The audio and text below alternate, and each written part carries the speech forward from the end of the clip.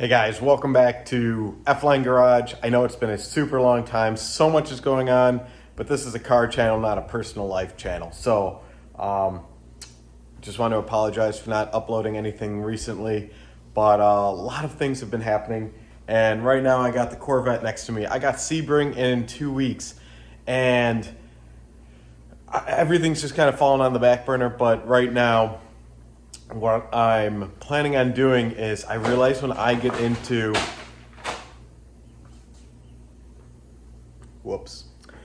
when I get into high RPMs, I feel like the gas or the car just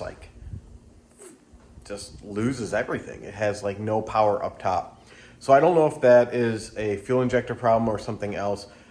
I am running 4 pounds of boost. They say it has 519 wheel horsepower. I don't know how accurate that is, but if that is true, I'm running 42-pound injectors. They say I should have at least 60 to 80, depending, and I want room for improvement.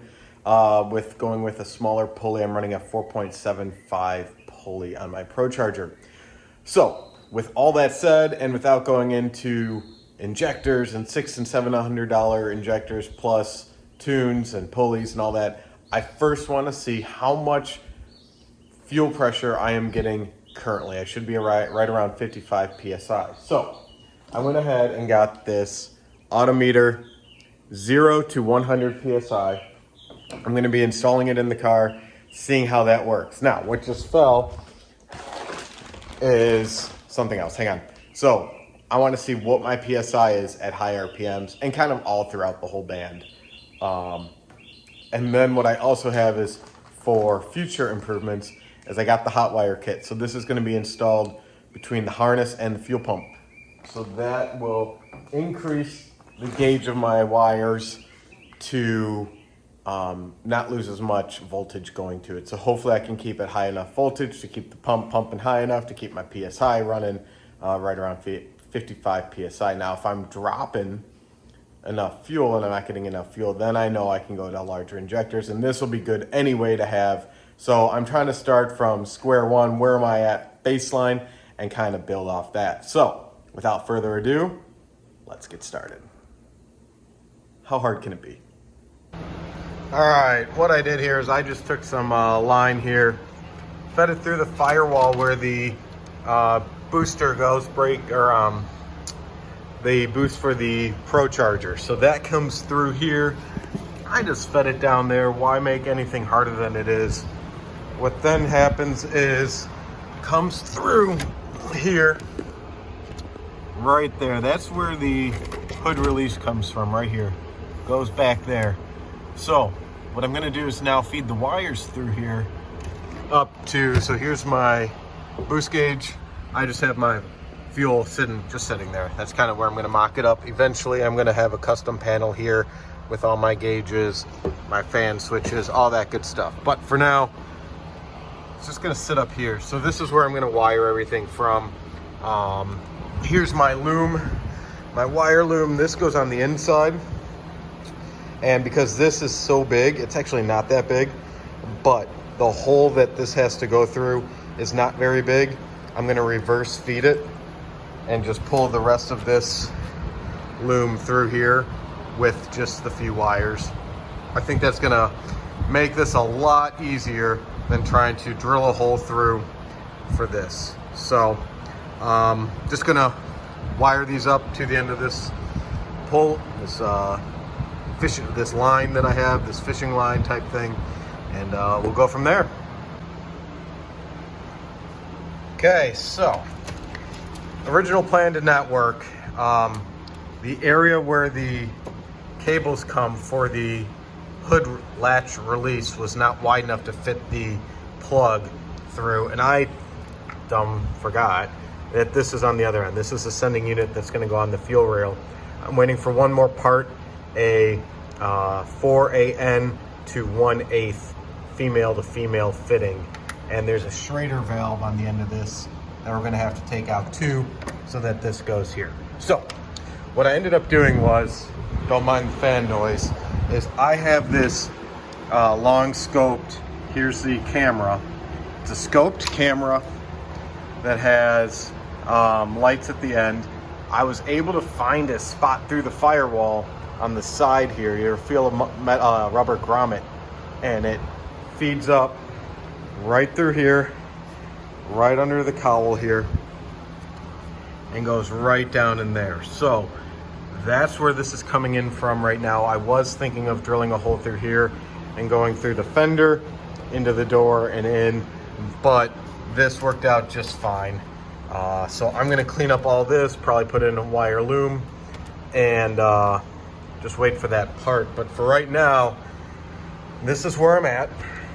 Like I said, I just want to clean it up. I'm not going to pull any more wire until the female to female fitting fits comes today, so I can fit this and kind of get it all positioned where I want. I'm also going to put some sealant jelly on here to help with the pressure. So anyway, just wanted to share with you that going through this grommet down here for the hood release did not work. It's just way too tight. But you can see they fit my boost pressure gauge through here and something else for the fan, but too crowded. So maybe you guys have another option or availability for it, but this is what I did.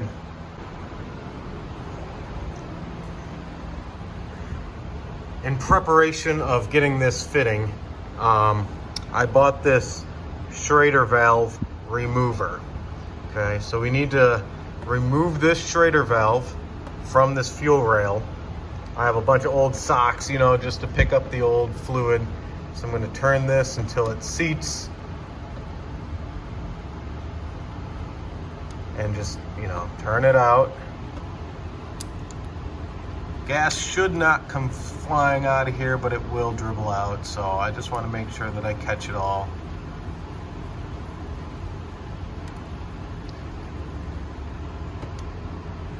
And it's coming out.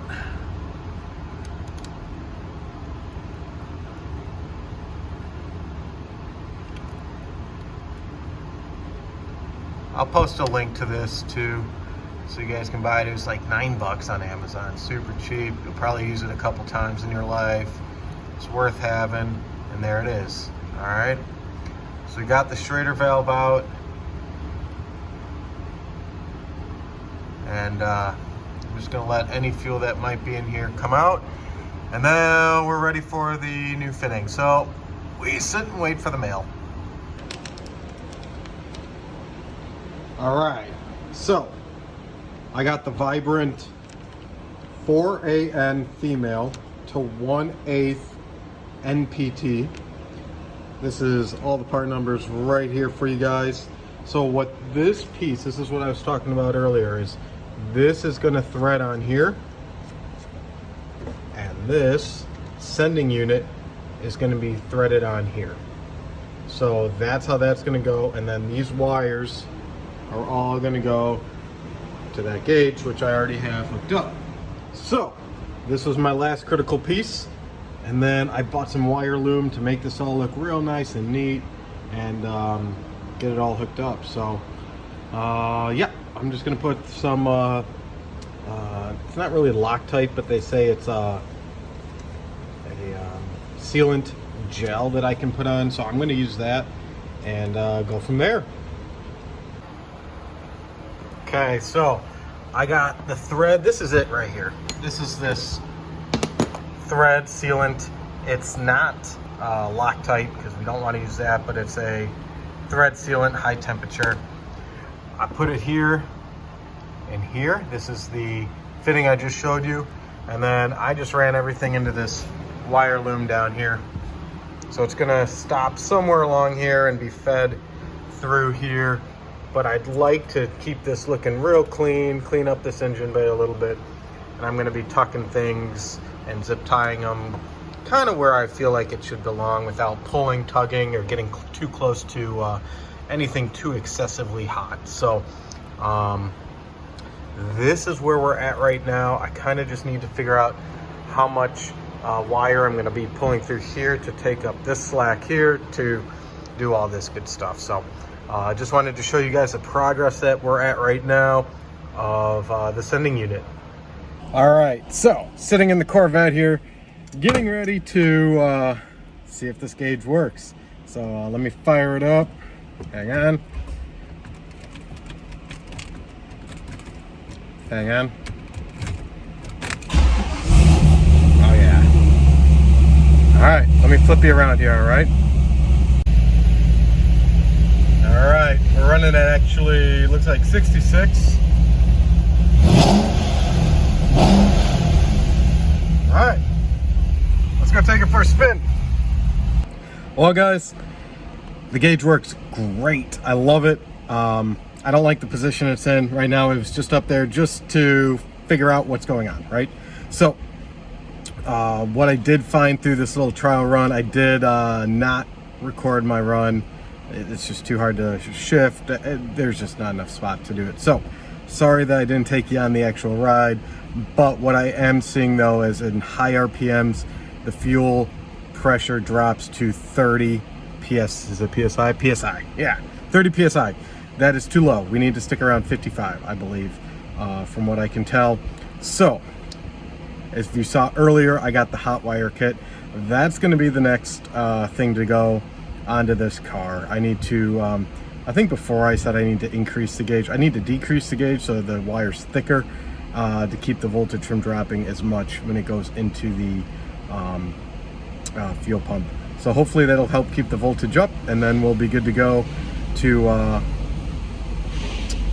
wire this thing up and keep the voltage higher, hopefully providing more fuel, and then therefore keeping me in the power a lot longer. So make sure you check out that video. Thank you for watching this one as I get this car track prepped for Sebring in 2 weeks. Catch you guys later.